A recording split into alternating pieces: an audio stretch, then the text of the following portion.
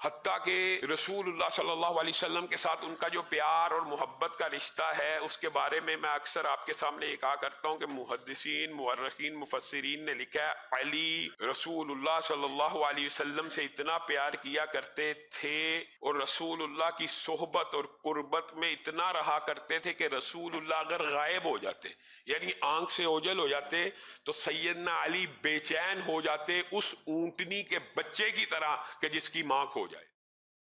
بہت سی باتیں سیدنا علی کے بارے میں مشہور ہیں، اور ایک ایسا کنسپٹ اور ایک ایسا تصور سیدنا علی کی ذات کے بارے میں پیش کیا جاتا ہے کہ گویا سیدنا علی رسول اللہ کے دور میں تو بڑے بہادر تھے اور شیر خدا تھے، اور مرہب کے ساتھ جنگ بھی لڑی، خیبر کا دروازہ بھی اٹھایا، اور بڑے طاقتور تھے، بڑے جرت مند تھے، بدر کے اندر بھی۔ یہ ساری باتیں درست ہیں، لیکن جو دوسرا پہلو پیش کیا جاتا ہے کہ جیسے ہی رسول اللہ صلی اللہ علیہ وسلم دنیا سے چلے گئے تھے تو معاذ اللہ پھر اپنی بیوی کا دفاع بھی نہیں کر سکے، پھر دروازہ بھی ٹوٹ گیا تھا، پھر بیوی کا بچہ بھی ضائع ہو گیا تھا، پھر تینوں خلفاء کے دور کے اندر کوئی آواز حق کے اوپر جو رسول اللہ، یہ عجیب فلسفہ ہے کہ رسول اللہ کی ساری زندگی میں آپ کی دلیری، آپ کی خوبیاں بیان کی جا رہی ہیں، اور رسول اللہ کے چلے جانے کے بعد وہ ساری خوبیاں ایک دم ختم ہو گئی ہیں، اور اللہ معاف کرے یہ ہمارا عقیدہ نہیں ہے، جن لوگوں کا ہے ایک مصلحت کی چادر آ گئی ہے، اور اس مصلحت کی چادر کو تو ہم اہل سنت کہہ رہے ہیں، انہوں نے کیا کہا، تقیے کی چادر آ گئی ہے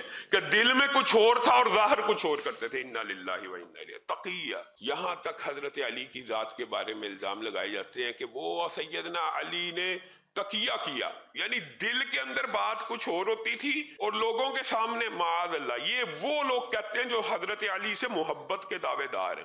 اگر حضرت ابو بکر نے حصہ نہیں تھا دیا، حضرت عمر نے حصہ نہیں تھا دیا، حضرت عثمان نے حصہ نہیں تھا دیا بی بی فاطمہ کو، حالانکہ رسول اللہ صلی اللہ علیہ وسلم کی جتنی ازواج ہیں، جب یہ وراثت کا معاملہ آیا تو امہات المومنین نے بھی یہی سمجھا کہ وراثت میں رسول اللہ صلی اللہ علیہ وسلم کے ہم حصے دار ہیں، اور سیدہ فاطمہ نے بھی یہی سمجھا، مطالبہ کر دیا۔ تو حضرت ابو بکر نے رسول اللہ صلی اللہ علیہ وسلم کی وہ احادیث، اور ماں عائشہ امہات المومنین میں وہ پہلی تھی جنہوں نے یہ بات کہی، کس چیز کا تقاضا کرتی ہو، کیا رسول اللہ صلی اللہ علیہ وسلم کا فرمان نہیں سنا کہ نبی وراثت میں مال چھوڑ کے نہیں جاتے؟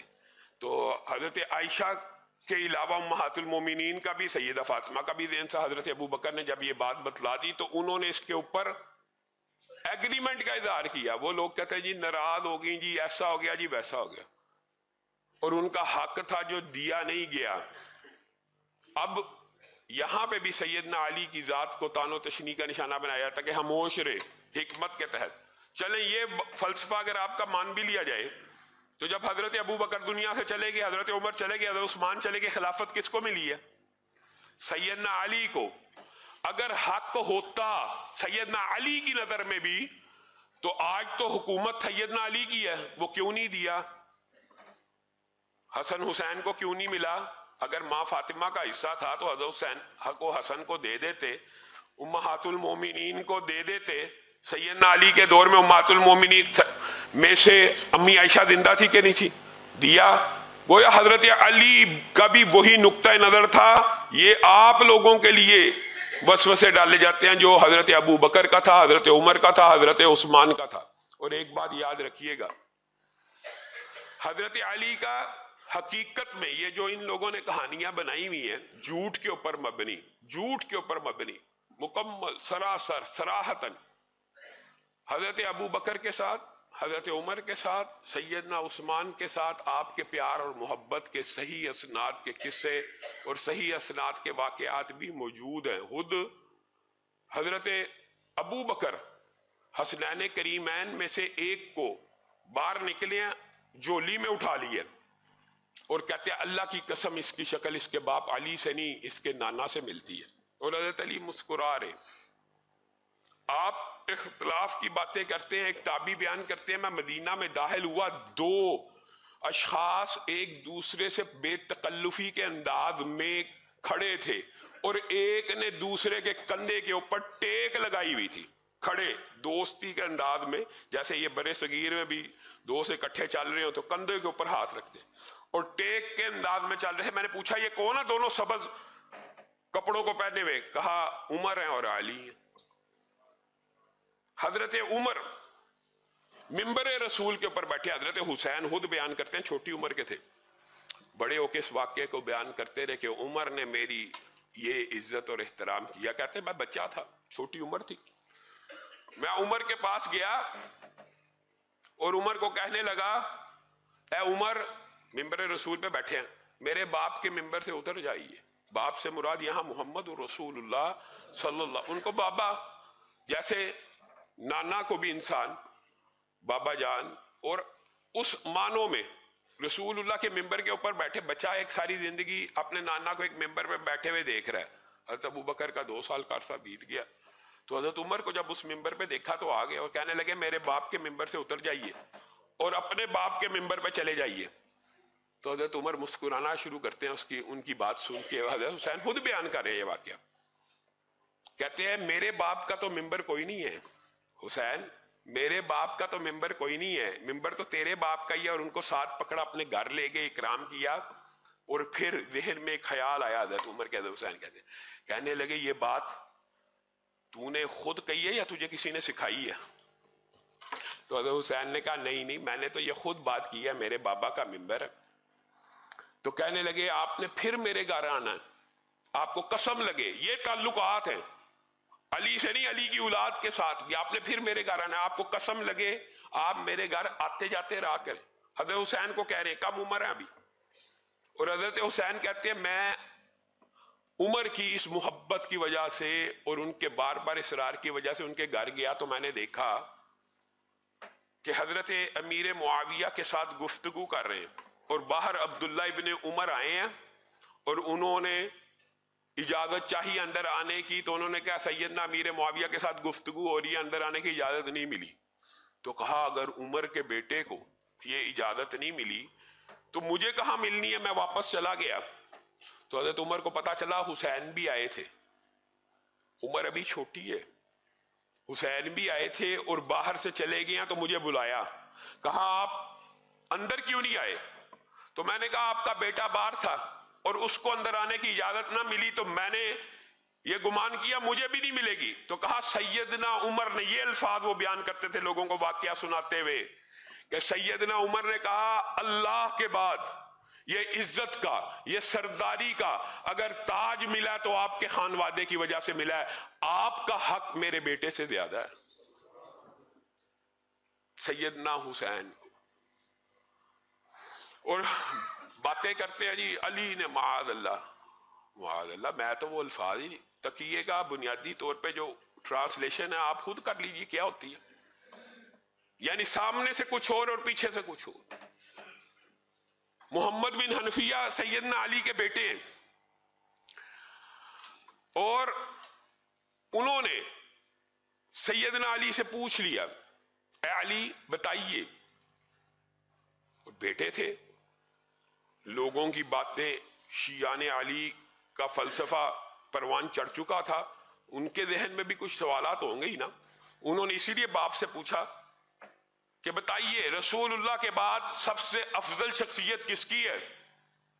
تو کہا، محمد بن حنفیہ بیان کرتے ہیں میرے باپ علی نے بغیر جھجک کے، بغیر ایک لمحے کے تحیر کے کہا وہ تو ابو بکر ہیں۔ یہ کس کا قول ہے؟ سیدنا علی کا، صحیح سند کے ساتھ۔ اور پھر کہا میں نے پوچھا ابو بکر کے بعد سب سے افضل کون ہے؟ تو کہا وہ تو عمر ہے۔ محمد بن حنفیہ خود کہتے ہیں کہ میں نے پھر سوچا کہ اگر میں نے تیسرے کا پوچھ لیا تو یہ نہ کہہ دیں کہ کہیں سیدنا عثمان ہے۔ یہ اس دور میں آپ کو پتہ ہے حضرت عثمان کے قصاص کا سارا واقعہ اور سیدنا امیر معاویہ کی پوری کمپین کھڑی ہو چکی تھی، اور اس وجہ سے شیعان علی بھی اور وہ صحابہ ان کے ذہن میں کچھ نہ کچھ سوالات تھے، تو یہاں پہ محمد بن حنفیہ بھی سوال کر رہے ہیں نا۔ تو کہا کہیں میرے ذہن میں خیال آیا میں تیسرے کا پوچھوں۔ محمد بن حنفیہ خود بیان کرتے ہیں کہ کہیں آپ یہ نہ کہہ دیں کہ سیدنا عثمان ہیں۔ تو میں نے ازہد سبقت لے جاتے ہوئے کہا کہ تیسرے نمبر پہ تو آپ ہی ہوں گے۔ تو مجھے میرے باپ نے جھڑک دیا کہا نہیں میں تو مسلمانوں کا ایک فرد ہوں، نہیں میں تو مسلمانوں کا ایک فرد ہوں۔ اور مراد یہی ہے کہ اگر آپ سے تیسرا پوچھ لیا جاتا جیسے بیٹا کہہ رہے ہیں تو سیدنا عثمان ہی کا نام لیتے، اور یہ تو تھا سوال محمد بن حنفیہ کا۔ ابو جحیفہ کو خود کہا میں تجھے نہ بتلاؤں، وہم اور اشکال کو دور کرنے کے لیے۔ یہ جو میں نے اوپر روایت بیان کی ہے یہ بخاری شریف کی ہے۔ اور یہاں پہ ابو جحیفہ کو کہا کہ میں تجھے نہ بتلاؤں کہ رسول اللہ کے بعد زمین کی پشت کے اوپر سب سے افضل شخص کون ہے؟ کہا بتائیے، کہا ابو بکر ہے، خود کا ہے۔ ایک جگہ سوال ہوا اور ایک جگہ خود اظہار کر رہے، اور پھر کہا عمر ہے۔ ابو جحیفہ نے بھی سبقت لے جانے کی کوشش کی، پھر آپ ہیں؟ تو علی نے کہا نہیں، پھر تیسرا ہے، اور تیسرے سے مراد امت کا اجماع ہے، حضرت عثمان ہے۔ تیسرے خلیفہ کون تھے؟ نہیں، پھر تیسرا ہے۔ گویا جو ترتیب خلافت کی تھی وہی ترتیب افضلیت کی بھی تھی، اور یہ عقیدہ اہل سنت کا اکیلے کا نہیں ہے، یہ اجماعی عقیدہ ہے۔ یہ سیدنا علی کی زبان سے ثابت ہے، سیدنا علی کی زبان سے۔ اور یہ کہتے ہیں کہ یہ جی تقیہ تھا، یہ تقیہ حضرت علی اظہار فرما رہے ہیں، اعلان فرما رہے ہیں، پوچھنے پہ ایک جگہ پوچھنے پہ بتا رہے ہیں، ایک جگہ از خود اظہار کر کے اعلان کر کے بتا رہے ہیں۔ یہ خامخواہ لوگوں کے ذہن میں اشکالات ڈالے جاتے ہیں، لیکن اس کا مطلب یہ بھی نہیں ہے کہ سیدنا علی کی کوئی شان اور مناقب نہیں ہے یا فضیلت نہیں ہے۔ حضرت علی نے جنگیں لڑی ہیں، اور بدر کے مقام پہ جو پہلا حسومت کی آیات ہے ہادانی حسمانی والی، اس کے اوپر امت کا اجماع ہے، یہ حضرت علی کے بارے میں، اور وہ ان کے بارے میں جنہوں نے حضرت علی کے ساتھ جنگ لڑی۔ حضرت علی کے بے شمار فضائل ہیں، بے شمار مناقب ہیں، حتیٰ کہ رسول اللہ صلی اللہ علیہ وسلم کے ساتھ ان کا جو پیار اور محبت کا رشتہ ہے اس کے بارے میں اکثر آپ کے سامنے یہ کہا کرتا ہوں کہ محدثین، مورخین، مفسرین نے لکھا ہے علی رسول اللہ صلی اللہ علیہ وسلم سے اتنا پیار کیا کرتے تھے اور رسول اللہ کی صحبت اور قربت میں اتنا رہا کرتے تھے کہ رسول اللہ اگر غائب ہو جاتے، یعنی آنکھ سے اوجھل ہو جاتے، تو سیدنا علی بے چین ہو جاتے اس اونٹنی کے بچے کی طرح کہ جس کی ماں کھو جائے۔ اب اونٹنی کے بچے کی مثال عربوں کی اگر آپ سمجھیں تو اونٹنی کے بچے، باقی جانوروں کے بھی بچے ہوتے ہیں، لیکن اونٹنی کا بچہ اگر اونٹنی سے جدا کر دیا جائے، وہ جس طرح اچھلتا کودتا بے چینی کا اظہار کرتا ہے، وہ مراد ہے کہ سیدنا علی رسول اللہ کے آگے پیچھے اسی طرح دوڑا کرتے تھے۔ یہ الفاظ بھی موجود ہیں، جس طرح اونٹنی کا بچہ اونٹنی کے آگے پیچھے دوڑتا ہے۔ رسول اللہ صلی اللہ علیہ وسلم نے کفالت کی، رسول اللہ کے بیٹے بھی تھے، داماد بھی تھے، بیٹے بھی تھے، اور اسی وجہ سے رسول اللہ صلی اللہ علیہ وسلم نے بھی ان سے محبتوں کے بہت سے انداز اپنائے ہیں، بہت سے انداز اپنائے، اور انہوں نے بھی رسول اللہ صلی اللہ علیہ وسلم کی محبت کے بہت سے انداز اپنائے ہیں، حتیٰ کہ لوگوں کو بہت سے عمل کر کے بھی دکھائے ہیں۔ سیدنا علی نے اللہ اکبر اللہ اکبر اللہ اکبر پڑھ کے سبحان الذی سخر لنا ھذا وما كنا له مقرنین، سفر کی دعا پڑھی اور مبالغے کے ساتھ مسکرانے لگے اور کہا اللہ تعالیٰ میں نے اپنی جان پہ ظلم کر دیا، میری گناہوں کو معاف فرما دے۔ یہ جب کہا اور مسکرائے تو لوگوں نے پوچھا کیوں مسکراتے ہو؟ کہا رسول اللہ صلی اللہ علیہ وسلم نے بعین اسی طریقے سے دعا پڑھی تھی اور اسی طرح مسکرائے تھے، یعنی مسکراہٹ کی بھی اتباع کی۔ تو میں نے رسول اللہ صلی اللہ علیہ وسلم سے پوچھ لیا تھا کہ آپ کیوں مسکرائے ہیں؟ تو رسول اللہ صلی اللہ علیہ وسلم نے کہا تھا کہ جب بندہ یہ دعا پڑھ کے اللہ سے مغفرت کی دعا کرتا ہے، اللہ میرے گناہوں کو معاف کرے، میں نے اپنی جان پہ ظلم کیا، تو اللہ عرش کی بلندیوں پہ مسکرا اٹھتے۔ یہ آج بھی سنت محدثین کی جو زندہ ہے، سواری کے اوپر سوار ہوتے ہوئے مسکرانا، اس دعا کو پڑھ کے مغفرت کی دعا کرنا، یہ رسول اللہ کی سنت کا تسلسل ہے اور پیروی ہے۔ اور محبت کے انداز یہ ہے کہ رسول اللہ صلی اللہ علیہ وسلم نے دروازہ کھٹکا، قاصد کو کہا دروازہ کھولیے اور جو آئے اسے جنت کی بشارت دے دیجیے۔ دروازہ کھٹکا، کون آئے؟ حضرت ابو بکر۔ پھر آئے، کہا دروازہ کھٹکا، جس نے کھٹکایا اس کو جنت کی بشارت دو۔ یہ جنت کی بشارت دینے والا کون ہے؟ رسول اللہ صلی اللہ علیہ وسلم۔ کس کے حکم سے دے رہے ہیں؟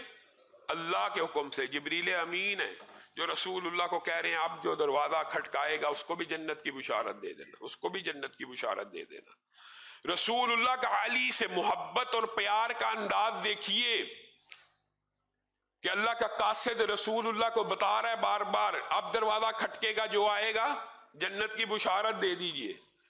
رسول اللہ صلی اللہ علیہ وسلم مچل اٹھے اور ہاتھوں کو بلند کر دیا اللہ کی بارگاہ میں، اور قاصد کو کہا اب بھی جو آئے گا اسے جنت کی بشارت دے دینا، اور ہاتھوں کو اٹھایا، اے اللہ اب کی بار علی کو بھیج، اب کی بار علی کو بھیج دے تاکہ وہ بھی جنت کی بشارت پا لے۔ یہ محبت تھی۔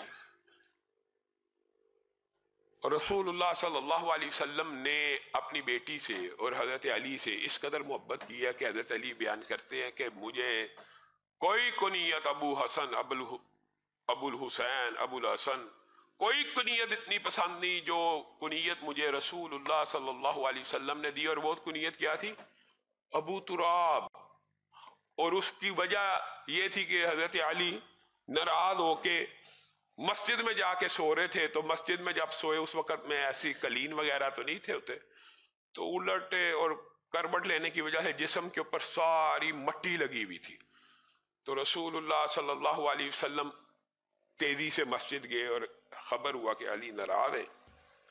ازواجی زندگی میں ناراضگی میاں بیوی کی ہو جاتی ہے، تو رسول اللہ صلی اللہ علیہ وسلم تیزی سے اپنے اس بیٹے کو، اپنے اس داماد کو اٹھاتے اور کہتے ہیں قم یا ابا تراب، اور یہ ان کی کنیت ہمیشہ کے لیے پکی ہو گئی۔ یعنی مٹی والے، مٹی کے باپ ویسے ٹرانسلیشن ہے لیکن مٹی لگی ہوئی تھی، کھڑے ہو جائیے، اور خود حضرت علی کے کپڑوں کو جھاڑنا شروع کر دیا۔ اور یہ بھی محبت کا انداز ہے، حضرت علی کو لے کے سیدہ فاطمہ کے پاس چلے گئے اور فاطمہ کو دائیں لٹایا، علی کو بائیں لٹایا، اور درمیان میں خود لیٹ گئے، اور علی کا ہاتھ سیدہ فاطمہ کے ہاتھ میں تھما دیا کہ صلح ہو گئی ہے۔ اپنی بیٹی کے ساتھ صلح ایسے انداز میں کروا رہا۔ حضرت علی نے ایک مرتبہ کہہ دیا تھا کہ اپنے باپ کو کہہ دیجئے کہ ہمیں بھی ایک غلام عنایت فرما دے، میں اتنی دور سے پانی بھر بھر کے لاتا ہوں، آپ چکی پیستی ہے۔ دونوں بیمار پڑ رہے تھے محنت سے۔ حضرت علی گئے، حضرت فاطمہ گئیں سیدہ، تو حضرت علی نے ہی ان کو بھیجا تھا اپنے والد سے کہہ دیجئے، تو سیدہ فاطمہ نہ کہہ سکی شرم کی وجہ سے، جھجک کی وجہ سے اپنے باپ کو۔ پھر دونوں گئے اور گزارش کی کہ یہ کام ہو جانا چاہیے۔ تو رسول اللہ صلی اللہ علیہ وسلم نے اس وقت جو الفاظ کہے وہ اہل علم کی اور دینی طالب علموں کی اہمیت اور فضیلت کے اوپر بھی دلالت کرتے۔ رسول اللہ صلی اللہ علیہ وسلم نے کہا تھا جب تک اہل صفہ کا بندوبست نہیں ہو جاتا میں کسی کو خادم اور غلام نہیں دوں گا۔ یعنی یہ جو تعلیم حاصل کرنے والے نادار، بے روزگار طالب علم ہیں، ان کو اصحاب صفہ کہا جاتا تھا، جو رسول اللہ صلی اللہ علیہ وسلم کے فرامین کو نوٹ فرمایا کرتے تھے اور رسول اللہ صلی اللہ علیہ وسلم کی حرکات و سکنات کو نوٹ کیا کرتے تھے۔ اور یہ جو بات آئی ہے ضمنی طور پہ، یہ بھی بہت بڑا مغالطہ ہے کہ رسول اللہ صلی اللہ علیہ وسلم کے دنیا سے چلے جانے کے بعد یہ 300 سال بعد اتنا بڑا جھوٹ اور اتنی بڑی جہالت کوئی نہیں ہو سکتی۔ 300 سال کے بعد یہ حدیثیں لکھی گئی، یہ سب سے بڑا جھوٹ ہے، یہ مغالطہ ہے۔ سیدنا ابو ہریرہ کا واقعہ میں آپ کے سامنے متعدد مرتبہ رکھ چکا ہوں۔ سیدنا ابو ہریرہ نے اپنی مسند جو ہے، جو ابو ہریرہ سے روایات اپنی زندگی میں ہی لکھ لی تھی۔ حضرت ابو ہریرہ کا دور کون سا ہے؟ رسول اللہ کا دور ہے۔ حضرت عبداللہ بن عمر بن العاص نے ساری حدیثیں رسول اللہ کی زندگی میں لکھ لی تھی، ان کو منع کیا گیا تو رسول اللہ نے انہیں لکھنے کا حکم دیا، رسول اللہ نے اپنی زندگی کے اندر۔ اور آپ کو رسول اللہ صلی اللہ علیہ وسلم کے خطبات بتائے فتح مکہ کے موقع کے اوپر اور وغیرہ، تو رسول اللہ صلی اللہ علیہ وسلم نے ایک مرتبہ بڑا بلیغ خطبہ دیا، تو ابو شاد صحابی تھے، انہوں نے کہا میرا حافظہ کمزور ہے، آپ نے جو آج گفتگو فرمائی ہے یہ مجھے لکھوا دیجئے، رسول اللہ نے حکم دیا ابو شاد کے لیے لکھ دو اپنی زندگی کے اندر۔ اب آپ نے بتانا ہے حضرت ابو ہریرہ کے شاگرد ہیں کون؟ حمام بن منبہ، کتنے بڑے تابعی ہیں، اور آپ حیران رہ جائیں گے یہ جو لوگ، یہ جہالت کا ایک اعتراض ہے، بالکل ہی جہالت کا، جو علم حدیث سے بے بہر ہیں، اصل میں یہ ان لوگوں کا اعتراض۔ حمام بن منبہ نے کس سے حدیثیں سنی ہیں؟ سیدنا ابو ہریرہ سے، اور ابو ہریرہ نے کس سے سنی ہے؟ ایک واسطہ، صرف ایک واسطہ، وہ صحیفہ حمام بن منبہ اپنی اصل حالت میں آج بھی موجود ہے، آج بھی موجود ہے۔ یہ کہتے ہیں بعد میں 300 سال بعد لکھی گئی۔ بھائی یہی حضرت عائشہ کی احادیث، حضرت عبداللہ ابن عمر کی احادیث، عبداللہ بن عمر بن العاص کی، یہ جو بڑے بڑے جنہوں نے زیادہ روایات کی ہیں سید، یہ تو رسول اللہ کی زندگی میں لکھی جا چکی تھی، انہوں نے بار بار دہرائی ہیں۔ اور حضرت ابو ہریرہ کا تو ٹیسٹ لیا بادشاہوں نے، ایک سال ساری حدیثیں سنی، اگلے سال سنی، اگلے سال پردے کی اوڑ میں کاتب لکھا ہوا، ایک لفظ کا فرق۔ اللہ تعالیٰ نے یہ صلاحیت دی جی، اجمی فتنہ ہے منکرین حدیث کے یہ حضرت ابو ہریرہ، حمام بن منبہ، امام مالک، حدیث کی جو پہلی مستند ترین کتاب جس کو مانا جاتا تھا وہ کون سی تھی؟ موطا امام مالک۔ امام مالک اجمی تھے، امام احمد ابن حنبل اجمی تھے، مسند احمد حدیث کی سب سے بڑی کتاب ہے۔ یہ کہتے ہیں حدیث اجمیوں کی سازش ہے، حدیث کی تدوین امام احمد ابن حنبل کی مسند امام احمد ابن حنبل ہے، مسند شافعی موجود ہے۔ یہ امام، ہاں ان اماموں کے شاگرد غیر عرب بھی تھے، اس سے کیا فرق پڑتا ہے؟ یہ تان و تشنی امام بخاری کے اوپر کرنے کی کوشش کرتے ہیں، اور یہ سمجھتے ہیں کہ یہ جو جناب حدیث کی، اور بھائی یہ حدیثیں لکھی بھی آ رہی تھیں، ان استادوں نے اپنے شاگردوں سے بیان کی، اگر کسی استاد نے بالفرض نہیں لکھی اس کے شاگرد نے لکھی۔ یعنی اسحاق بن راہوی امام بخاری کی سند میں ایسے ایسے محدثین ہیں کہ ان کے پاس پوری کی پوری احادیث لکھی بھی موجود تھی۔ ہاں لیکن حدیث کے اللہ تعالیٰ نے بھی ایک حفظ کا سسٹم، جیسے قرآن پاک کا اور دین کی حفاظت کا سسٹم قرآن پاک کا حفظ کیا، اس طرح حدیث بھی ان محدثین کو حفظ تھی۔ امام بخاری کا جب ٹیسٹ لیا گیا، آپ کے سامنے یہ واقعہ بھی رکھ چکا ہوں، الٹ پلٹ کے سندے، امام بخاری نے کہا میں اس حدیث کو نہیں جانتا، نہیں جانتا، نہیں جانتا، نہیں جانتا، 100 حدیثیں پڑھی، 100 کے بارے میں امام بخاری نے کہا میں نہیں جانتا، اور پھر کہا جو میں جانتا ہوں اس حدیث کے بارے میں وہ بھی سن لے، 100 کی اسناد صحیح بیان کر کے ان حدیثوں کو بیان کر دیا، 100 کو۔ اللہ تعالیٰ نے یہ حافظے ان کو دیے تھے حدیث کی حفاظت کے لیے۔ یہ کہنا، یہ سمجھنا، اور سیدنا علی خود بذات خود اس چیز کا بہت زیادہ اہتمام کیا کرتے تھے، بہت زیادہ۔ حضرت علی خود بیان کرتے ہیں حضرت ابو بکر کے ساتھ یہ محبت اور پیار کا بھی رشتہ ہے کہ مجھے ابو بکر کے علاوہ کوئی بھی رسول اللہ کی کوئی بات بتلاتا تھا تو میں اس سے قسم ضرور لیتا تھا کہ تجھے قسم لگے کیا یہ رسول اللہ سے تو نے خود سنا یا تو نے کسی سے سنا، یہ قسم لیتے تھے حضرت علی۔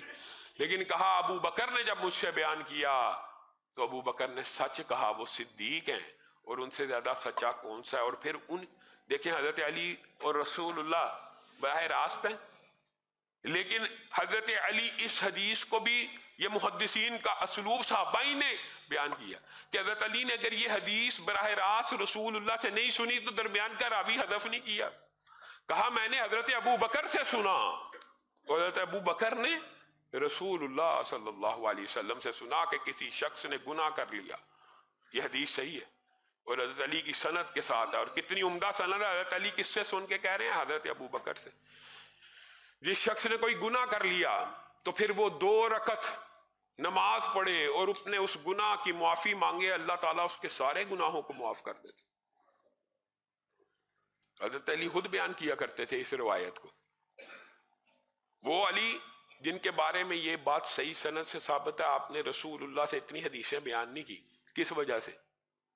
کہ کہیں کوئی زیر زبر کی آگے پیچھے نہ ہو جائے۔ حالانکہ حدیث کو بالمعنی بیان کرنا جائز ہے، قرآن کو بالمعنی بیان نہیں کیا جا سکتا، وہ آیت زیر زبر کی غلطی کے بغیر پڑھ کے سنانی ہے، لیکن حدیث کے اندر مفہوم بیان کرنا جائز تھا۔ لیکن حضرت علی خود بیان کرتے ہیں میں رسول اللہ کے فرامین اس خوف سے بیان نہیں کرتا کیونکہ رسول اللہ سے میں نے سن لیا ہے جس نے میں محمد صلی اللہ علیہ وسلم پہ جھوٹ باندھا اس کا ٹھکانہ جہنم ہے۔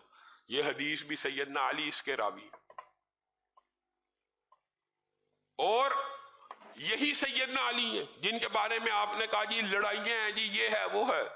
خود عبداللہ ابن عباس بیان کرتے کہ حضرت عمر کے جنازے کے اوپر آپ کی میت کی تدفین سے پہلے ہم آپ کے لیے دعائیں کر رہے تھے کہ دفنانی قبر کھودی جا رہی ہے، تو کھڑے تھے، اچانک میرے کندھوں پہ دو ہاتھ آئے اور پھر کوہنیاں میرے کندھوں پہ کسی نے رکھ لیں اور میں نے آواز سنی کہ ہاں عمر، مجھے امید تھی اللہ آپ کو اپنے دونوں ساتھیوں کے ساتھ دفن کرے گا۔ وہ میں نے مڑ کے دیکھا اور آواز سے بھی پہچان لیا کون ہے، سیدنا علی ہے۔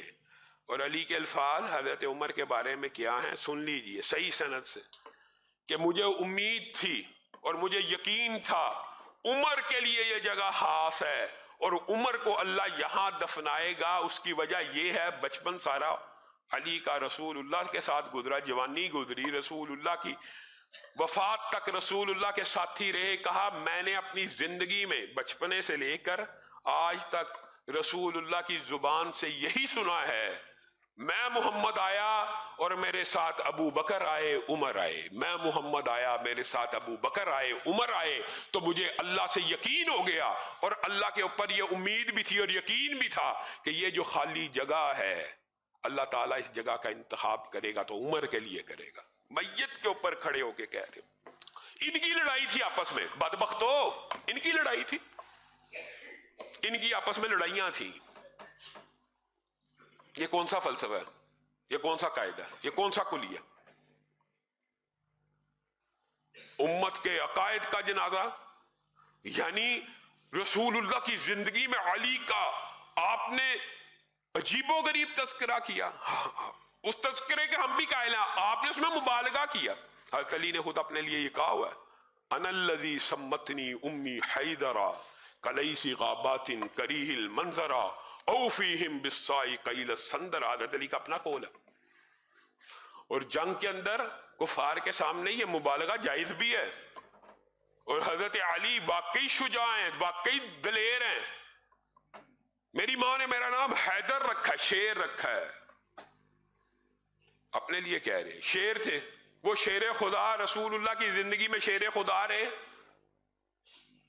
اور جیسے ہی رسول اللہ دنیا سے چلے گئے وہ ساری صفات معاذ اللہ ختم ہو گئی، انا للہ و انا الیہ، ساری صفات ختم۔ شرم بھی نہیں آتی۔ تقیے کا لفظ تو آپ لوگوں کو آسان کرنے کے لیے کہ شاید آپ ان کے گریبان نہ پکڑ لیں، حقیقت یہی ہے کہ اصل میں پھر جب رسول اللہ دنیا سے چلے گئے تو حضرت علی کا دل ظاہر اور باطن بدل گیا، اندر کچھ تھا باہر کچھ تھا۔ انا للہ، یہ حضرت علی کی شان ہے، یہ حضرت علی کی فضیلت ہے کہ یہ حضرت علی کے اوپر تان ہے۔ بتائیے یہ تان و تشنیع ہے، یہ حضرت علی کے مقام کو بڑھانے کی بات ہے، یہ حضرت علی کے مقام کو بڑھا رہے۔ اللہ رب العزت جو کہا گیا جو سنا گیا اس کو سمجھنے کی توفیق عنایت فرمائے۔ علامہ ہشام الہی ظہیر آفیشیل چینل کو سبسکرائب کر لیں۔